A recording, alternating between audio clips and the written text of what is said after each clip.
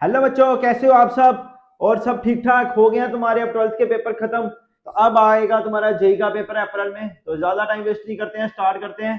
तो क्या क्वेश्चन है पहला देखो ध्यान से। ये जनवरी शिफ्ट में आया था तुम्हारा 2026 में, ठीक है। The number of ways in which 16 oranges can be distributed to 4 children such that each child get at least 1 oranges, ठीक है। अब देखो इन वाले क्वेश्चंस में क्या लगता है, बैगर्स मेथड लगता है, जस्टिक मेथड लगता है, ठीक है। अब क्या है बैगर्स मेथड, ध्यान से समझना। और ये 16 ऑरेंजेस है। 16 ऑरेंजेस क्या हुए, आइडेंटिकल। ऑरेंजेस तो क्या होते हैं, आइडेंटिकल होते हैं, एक जैसे होते हैं, ठीक है। ऐसे भी लिख सकते हैं कि 15 आइडेंटिकल टॉयज है, ठीक है। जहां पे भी वर्ड यूज हुआ होगा आइडेंटिकल। अब ये तो 16 ऑरेंजेस है, तो ऑरेंजेस तो होते हैं आइडेंटिकल है। और कंडीशन भी दी हो साथ में, एटलीस्ट 1 ऑरेंज। यहां तक नहीं, जहां अगर इधर हो ना, the number of way in which 16 oranges can be distributed to 4 children, बस खत्म हो गया, ठीक है। पर इसके साथ ये क्या कंडीशन भी लगा रहा है, such that each child gets at least 1 oranges, ठीक है। तो क्या लगाना है, अपने बैगर्स मेथड लगाना है। बैगर्स मेथड क्या है, ध्यान से देखो, कॉम्बिनेशन n-1 r-1, बस और कुछ नहीं लगाना। n कितना है तुम्हारा, ध्यान से देखो, n है तुम्हारा 16। n कितना है 16, n आ गया 16 ऑरेंजेस। और जो डिवाइड करना है कितने में डिस्ट्रीब्यूट करना है, 4 में, r आ गया 4, बस और कुछ नहीं करना। इधर डालो वैल्यू 16, n की जगह 16 डाला, 16 में से 1 निकाला तो 15 आ गया।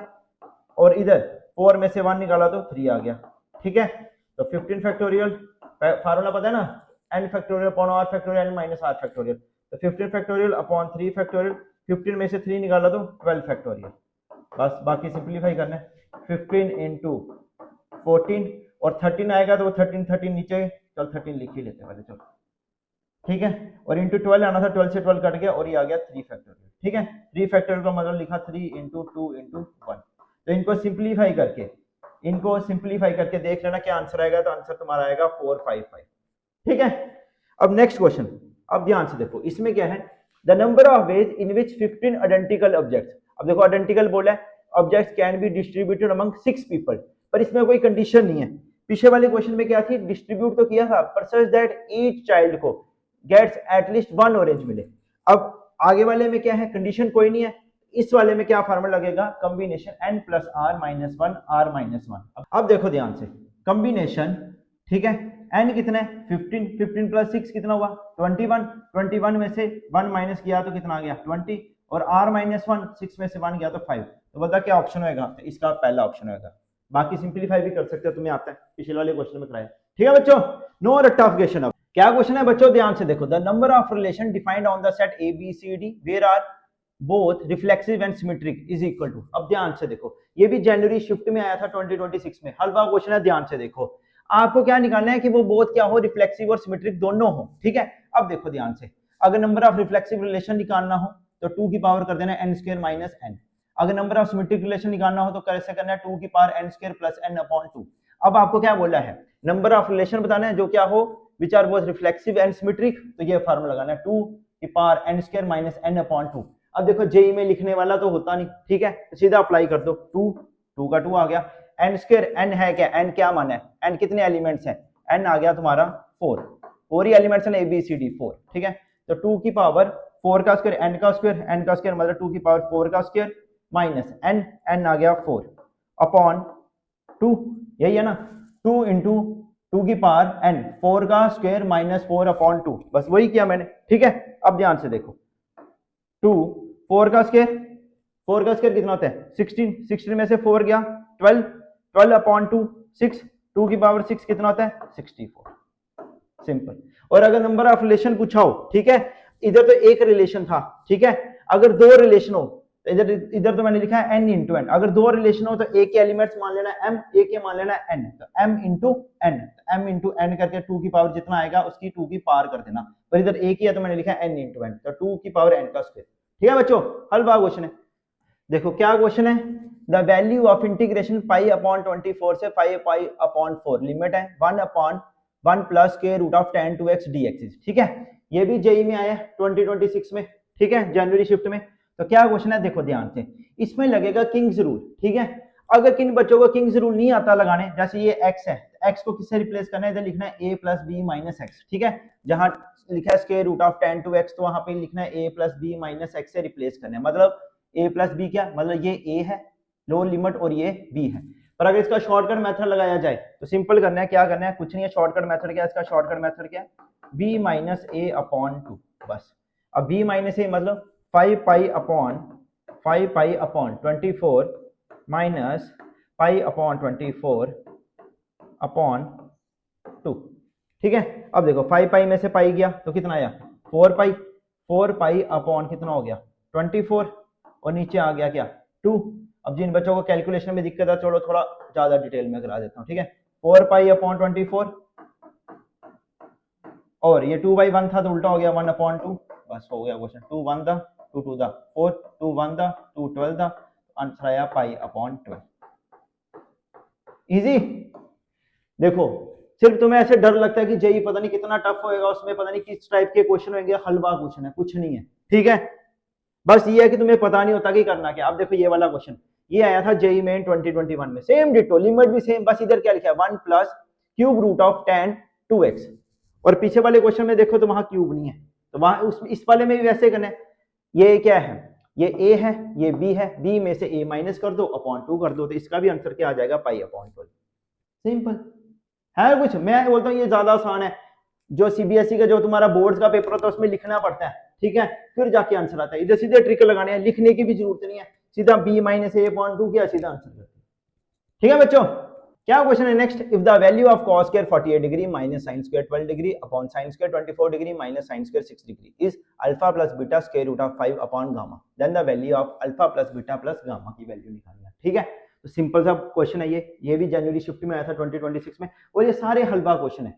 पर नहीं तुम क्यों डरते हो जेई से कि क्या है जेई, देखो cos square a minus sin square b, ठीक है, क्या फार्मूला था cos square a minus sin square b का, cos a plus b cos a minus b, तो cos a प्लस b और cos a माइनस बी। अब a क्या है इसमें 48 और b क्या है 12, तो cos a प्लस बी, तो 48 प्लस 12 कितना हुआ cos 60 डिग्री। अब cos a प्लस बी, ध्यान से देखो cos a plus b cos a minus b, अब a माइनस बी किया तो 48 में से 12 किया तो cos 36 डिग्री, ठीक है। अब वैसे sine square a minus sine square b क्या होता है sin a plus b sin a minus b, तो sin a plus b 24 plus 6 30 degree, और sin a माइनस बी तो sin a माइनस बी किया तो कितना आ गया sin a माइनस बी किया तो 18 डिग्री आ गया। अब ध्यान से देखो cos 60 की वैल्यू क्या आती है 1/2, इधर डालूंगा 1/2, sin 30 की वैल्यू क्या आती है 1/2, तो दोनों की जगह 1/2 आ जाएगा 1/2 cos 36 डिग्री, और इधर भी sin 30 की जगह आ जाएगा 1/2 sin 18 डिग्री। अब देखो ध्यान से 1/2 कट गया, अब आया क्या cos 36 डिग्री, ठीक है, अपॉन sin 18 डिग्री। अब क्या करना है ध्यान से देखो cos 36 और sin 18 डिग्री, बस ये वैल्यू लर्न कर लेना, पर सारी नहीं करनी, मेन करनी है जो रिपीटेड क्वेश्चन है जिसमें बार बार आ रही है। तो cos 36 की वैल्यू क्या square root of 5 plus 1 upon 4, और sin 18 डिग्री की क्या square root of 5 minus 1 upon 4। देखो 4 से 4 कट गया, तो आया क्या square root of 5 plus 1 upon square root of 5 minus 1, ठीक है। अब इसको क्या करना है रैशनलाइज करना है, तो square root of 5 plus 1 upon square root of 5 minus 1, ये माइनस है तो प्लस हो जाएगा 5 प्लस 1 ये क्या बन गया a प्लस बी का whole square, a plus b basis में पार जा रहा है तो a प्लस बी का होल स्क्वायर क्या हुआ a स्क्वायर, तो स्क्वायर है तो 5 हो जाएगा 5 प्लस 1 प्लस 2 रूट 5 आता है ना करना, upon a plus b a minus b a square minus b square, तो स्क्वायर रूट ऑफ 5 का स्क्वायर किया तो 5 5 माइनस 1 किया तो 4, 5 प्लस 1 कितना हुआ 6 6 plus 2 square root of 5 upon 4।